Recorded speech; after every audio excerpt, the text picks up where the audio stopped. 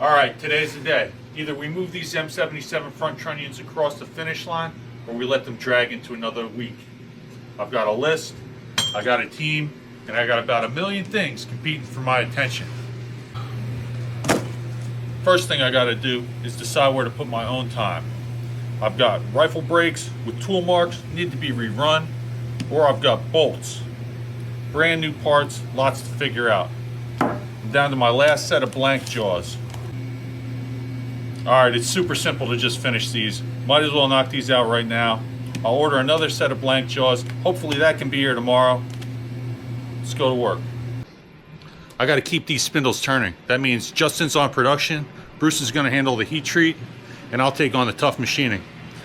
Hey Justin, finish up these housings and then you're on 100 series receivers. Alright, got it. I'll finish up the M77 third ops.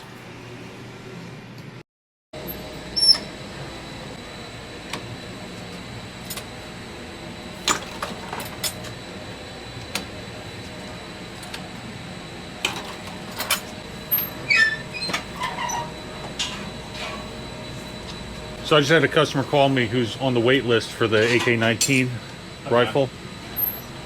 And he said he's real excited, and then he mentioned how I'm real excited for the furniture too. And then he goes, hey, have you guys considered multi-jet, what's it called? Something multi-jet fusion molding? And I said, no, we're not gonna trust anything that's not an injection molded die. Yeah. And he said, oh, okay. And then I was like, wait a minute, I haven't heard that term before. What'd you say it's called again? He said it's called multi-jet fusion molding.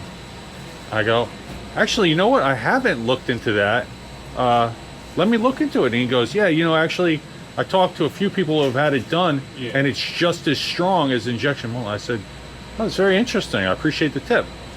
So after we get off the phone, I'm looking into it. I'm like, why didn't I ever fucking hear about this before? But if we can pull that shit off, then we don't have to spend a freaking $250,000 on dies. Exactly. And then I'm like, well, how much is the machine for that? And now I'm just trying to find out, because it's not like a regular printer, but what's great about it is it gives you the freedom to, like, if we have to change stuff, it's not like, oh god, now we gotta have the mold modified, or we gotta modify the mold. And now we're not stuck under the thumb of all these asshole injection mold companies that want to fucking battle you. Oh, you gotta order 10,000 parts, and fuck all that. So it's pretty cool technology, and it's just as strong as like a nylon polymer.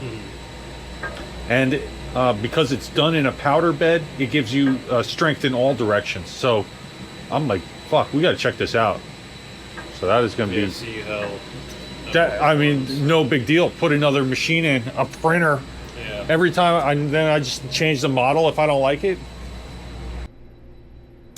The goal today is to finish up these trunnions, get the third ops done, switch back to the second ops, hit those chamfers we missed, and then we're 95% of the way done. The only thing left after that is the helix relief, and I haven't quite figured that out yet. But we'll burn that bridge when we get to it.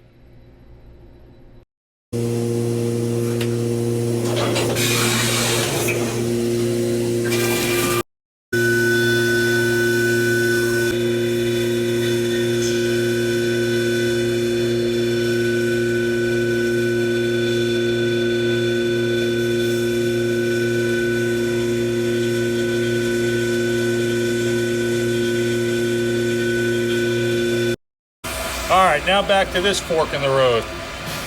Do I continue and finish these brakes right now, or do I drop everything and start working on these bolts?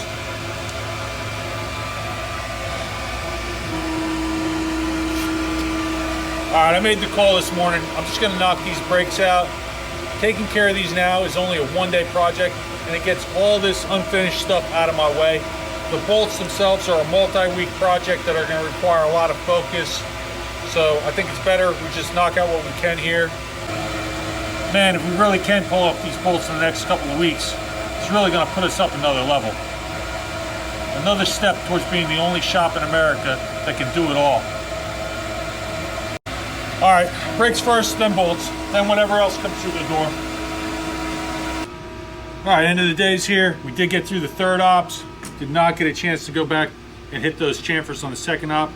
Nor do I know how I'm attacking to that helix relief yet. But that's tomorrow's problem. We didn't get everything done, but we kept the spindles turning. And I gotta say, the comments, the encouragement, everybody rooting for us, that shit means a lot, and it's why we keep grinding. Or we finish the M77s, and then it's on the bolts and brakes, and the bison and whatever else comes through the door, because that's what we do.